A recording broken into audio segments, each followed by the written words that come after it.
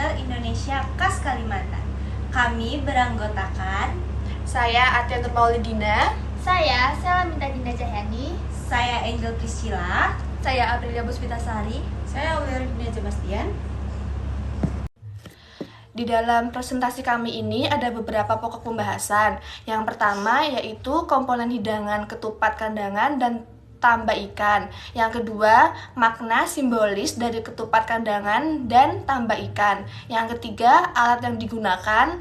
Yang keempat, teknik memasak yang digunakan pada makanan ketupat kandangan dan tambah ikan. Dan yang terakhir, yang kelima, ada analisis kritis sebagai calon ahli gizi. Untuk yang pertama ada komponen utama tambah ikan. Tambah ikan atau fermentasi ikan adalah makanan khas dari Kalimantan Utara yang memiliki komponen utama sebagai berikut.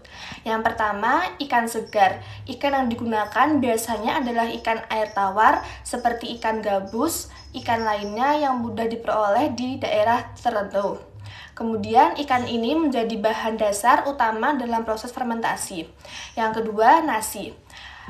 Nasi digunakan sebagai salah satu bahan dalam proses fermentasi dan memberikan cita rasa khas pada tambah ikan. Yang ketiga ada garam. Garam adalah komponen penting dalam proses fermentasi, berfungsi untuk mengawetkan ikan dan memberikan rasa. Penggunaan garam yang tepat juga membantu dalam mengatur proses fermentasi agar tidak terlalu cepat atau lambat. Dan yang terakhir, yang keempat, wadah fermentasi. Setelah tercampur, ikan dan nasi dimasukkan ke dalam wadah kedap udara untuk proses fermentasi. Wadah ini penting untuk menciptakan lingkungan yang ideal bagi pertumbuhan mikroorganisme yang diperoleh dalam fermentasi. Untuk komponen yang selanjutnya yaitu ada komponen utama ketupat kandangan. Ketupat kandangan adalah hidangan khas dari Kalimantan Selatan yang terdiri dari berbagai komponen utama, yaitu yang pertama ketupat. Bahan dasar ketupat kandangan ini adalah nasi yang dibungkus anyaman daun kelapa. Ketupat ini direbus hingga matang dan memiliki tekstur yang kenyal. Yang kedua, ikan gabus. Ikan gabus merupakan lauk utama dalam ketupat kandangan. Ikan ini biasanya diasap terlebih dahulu sebelum dimasak dengan kuah santan, memberikan rasa yang khas dan gurih. Yang ketiga, kuah santan. Kuah santan ini dibuat dari santan kelapa yang dicampur dengan berbagai bumbu tradisional. Yang pertama seperti bawang merah, bawang putih, jahe, lengkuas, dan bumbu rempah lainnya. Kuah kental dan kaya rasa seringkali diberi sedikit pedas untuk meningkatkan cita rasa. Yang keempat ada bumbu halus. Bahan-bahan seperti kemiri, serai, cabai digunakan untuk membuat bumbu yang akan dimasak bersama santan dan ikan gabus. Yang terakhir, yang kelima ada sambal sebagai pelengkap. Sambal ini biasanya disajikan di samping ketupat kandangan. Terbuat dari cabai, bawang merah, serai, terasi, memberikan rasa pedas dan segar. Makna simbolis dari ketupat kandangan dan tambah ikan ini yaitu ketupat kandangan memiliki simbolis kebersamaan dan persatuan. Ketupat kandangan melambangkan momen berkumpul, mempererat hubungan keluarga. Makna spiritual berasal dari filosofi ngaku lepat, mencerminkan introspeksi dan saling memaafkan. Lambang kesuciannya yaitu isi putih beras ketupat melambangkan hati yang suci setelah Ramadan. Ritual syukur, hidangan ini biasanya untuk ungkapan rasa syukur atas berkah dan rezeki yang diberikan. Tambah ikan merupakan olahan atau proses fermentasi tradisional untuk memperpanjang daya tahan ikan. Kebersamaan disajikan dalam acara resmi sebagai simbol solidaritas keluarga dan masyarakat. Warisan budayanya yaitu tradisi turun-temurun masyarakat Dayak Bulusu yang tetap dilestarikan. Ini merupakan lambang harapan dan hubungan harmonis dalam acara penting. Selanjutnya ada alat yang digunakan untuk memasak ketupat kandangan dan tambak ikan. Yang pertama, untuk memasak ketupat kita memerlukan alat, yaitu yang pertama panci besar untuk merebus ketupat, yang kedua anyaman daun sebagai wadah beras, yang ketiga ada gunting untuk memotong daun kelapa, yang keempat penggulungan anyam untuk membentuk dan mengikat ketupat, dan yang kelima wadah beras untuk mencuci dan merendam beras, dan yang terakhir ada sendok atau alat mengaduk kuah santan dan bumbu. Dan yang selanjutnya ada tambak ikan. Yang pertama pembersih ikan untuk membersihkan ikan dari kotoran, yang kedua ada garam untuk marinasi dan mencegah pembusukan, yang ketiga ada nasi untuk menambah karbohidrat untuk fermentasi, yang keempat daun nangka muda untuk mencegah kontaminasi, yang kelima ada toples fermentasi, tempat fermentasi kedap udara, yang keenam ada sendok atau pengaduk untuk mencampur bahan fermentasi, dan yang terakhir ada balanai guci tradisional untuk menyimpan hasil fermentasi. Selanjutnya teknik memasak ketupat kandang.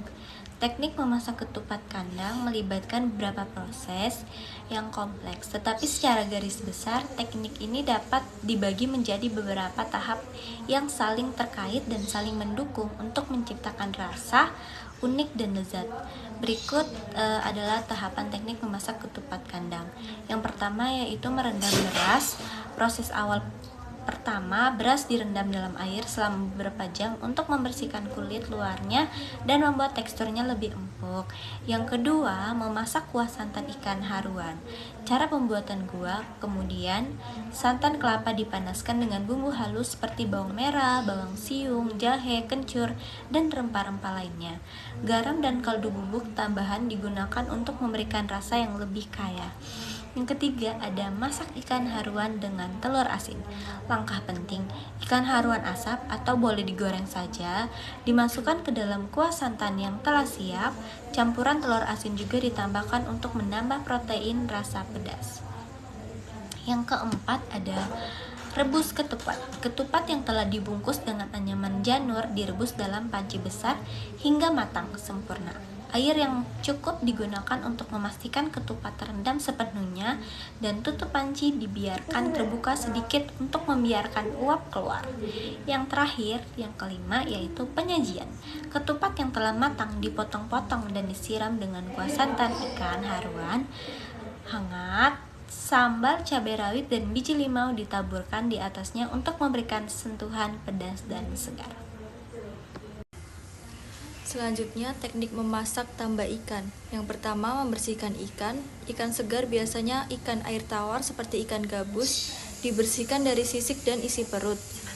Proses ini penting untuk memastikan bahwa ikan bebas dari kotoran yang dapat mempengaruhi rasa dan kualitas akhir. 2. Penggaraman. Setelah dibersihkan, ikan dicampurkan dengan garam. Garam berfungsi sebagai pengawet dan membantu mengontrol pertumbuhan mikroorganisme selama proses fermentasi. Ini juga memberikan rasa asin yang khas pada ikan. 3. Penambahan nasi. Nasi yang telah dimasak, biasanya nasi yang telah disangrai, ditambahkan ke dalam campuran ikan dan garam. Nasi berfungsi sebagai sumber karbohidrat yang penting untuk proses fermentasi. Menyediakan gula yang akan digunakan oleh bakteri selama fermentasi. 4. Fermentasi. Campuran ikan, garam, dan nasi dimasukkan ke dalam wadah kedap udara dan dibiarkan pada suhu ruang selama sekitar 1 hingga 2 minggu. Selama periode ini, bakteri asam laktat berkembang biak menghasilkan asam laktat yang memberikan rasa asam pada ikan. Kelima ada penyimpanan. Setelah proses fermentasi selesai, ikan tamban dapat disimpan dalam wadah tertutup untuk menjaga kesegarannya dan meningkatkan cita rasa lebih lanjut.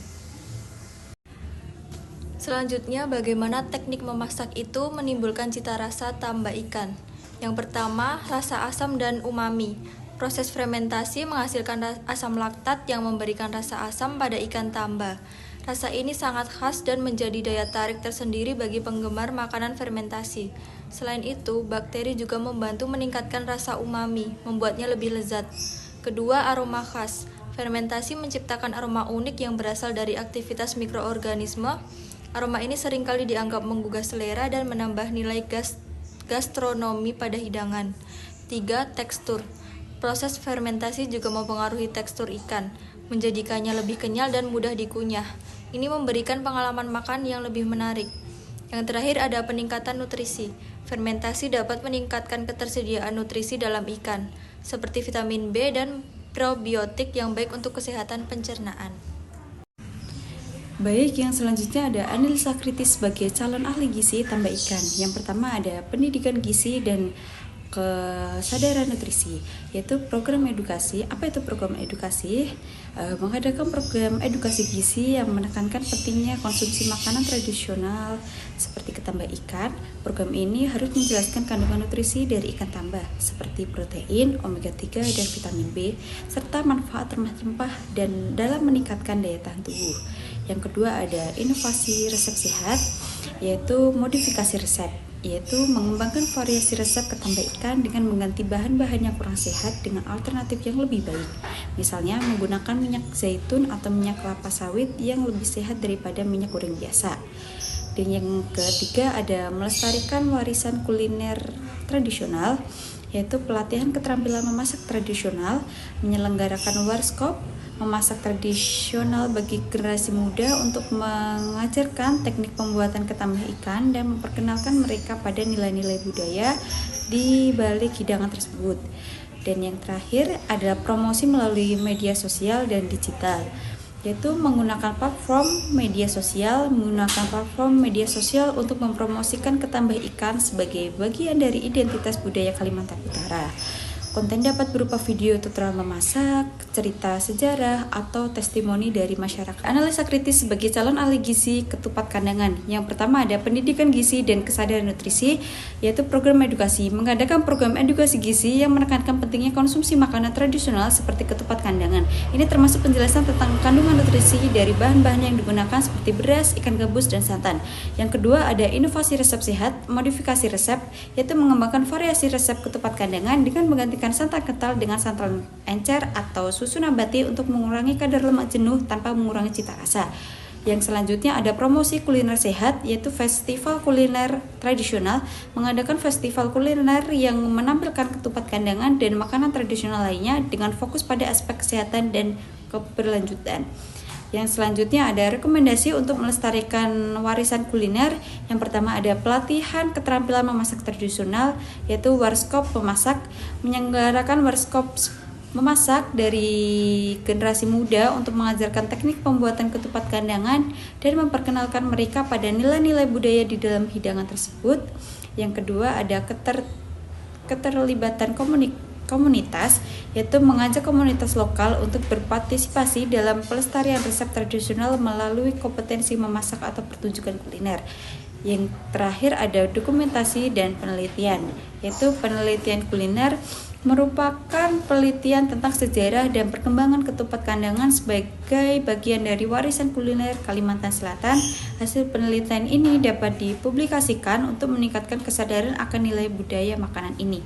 Sekian presentasi dari kelompok 1. Mohon maaf jika ada kesalahan kata yang tidak berkenan di hati. Kami ucapkan terima kasih. Dadah.